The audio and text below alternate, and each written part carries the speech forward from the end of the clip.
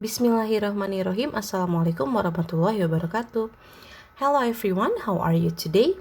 I hope you are doing great and always protected by Allah Subhanahu wa Ta'ala.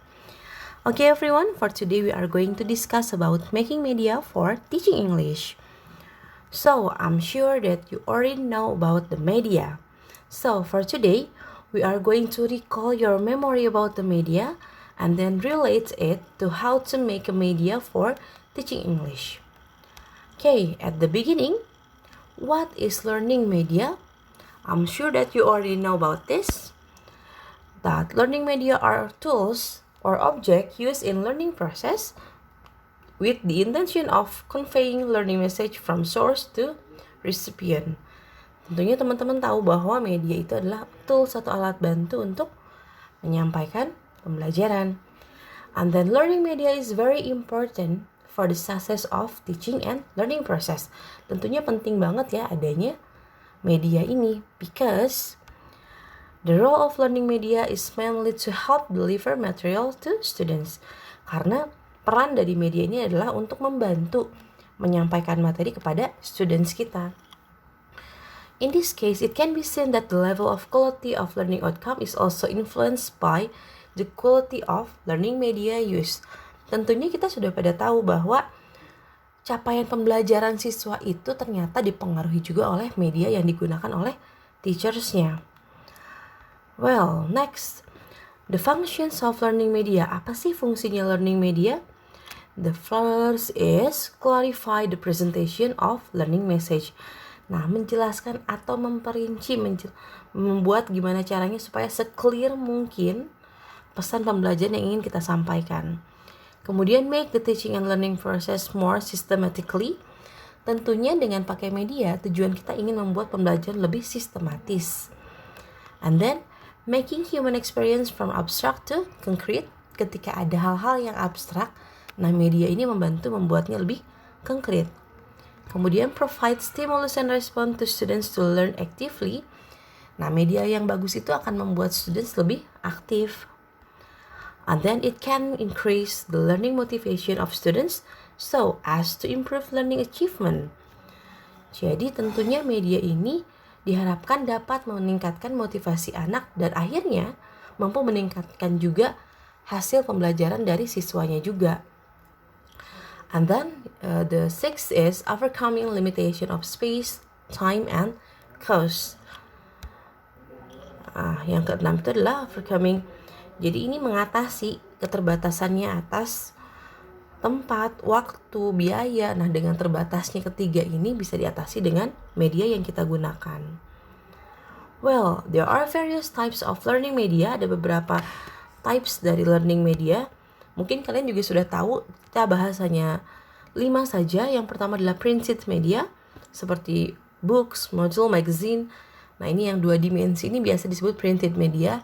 Bisa kita print langsung atau kita buat 2 dimensi, itu masuk ke dalam printed media. Kemudian audio, sudah tahu audio pastinya. Kemudian audio visual seperti television, movie, ini masuk ke audio visual.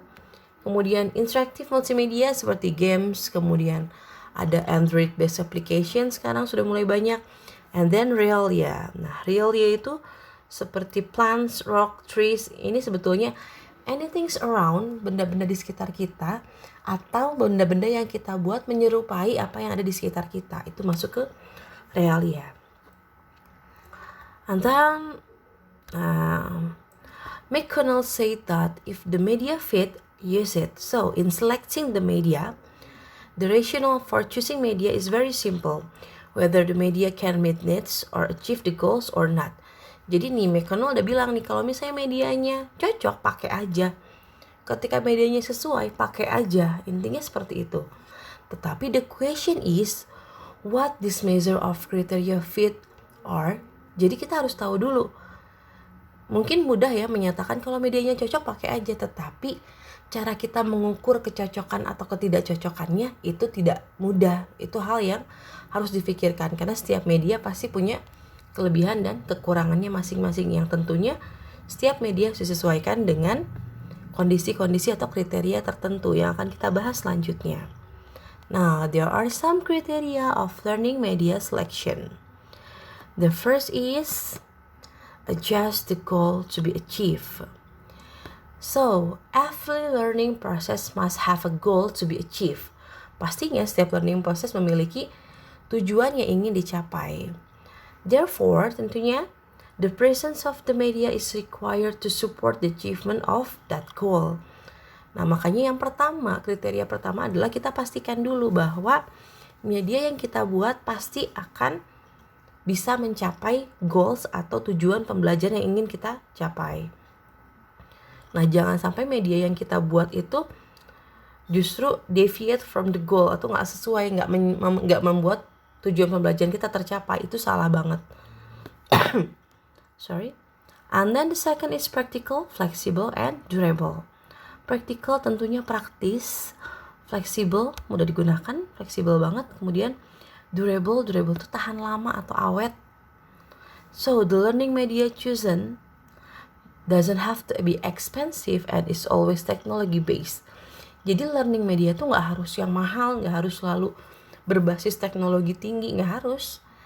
The use of the environment and something simple but effective will be more effective than expensive and complicated learning media.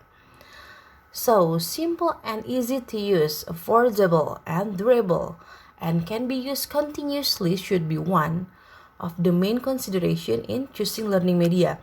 Jadi kuncinya kan tadi practical, praktis, atau simple, yang simple aja. Easy to use, flexible tuh masuk ke easy to use, mudah digunakan. Affordable, gampang dicari.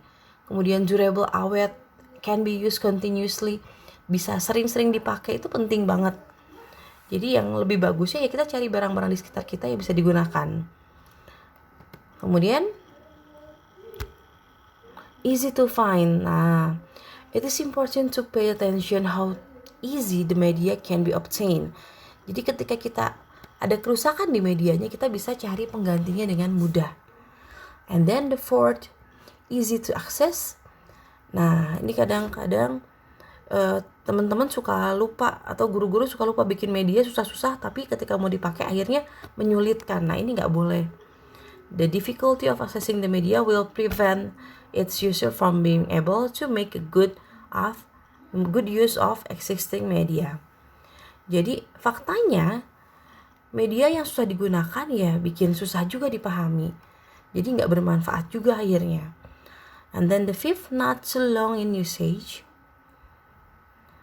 Learning media must be efficient as an effective communication process.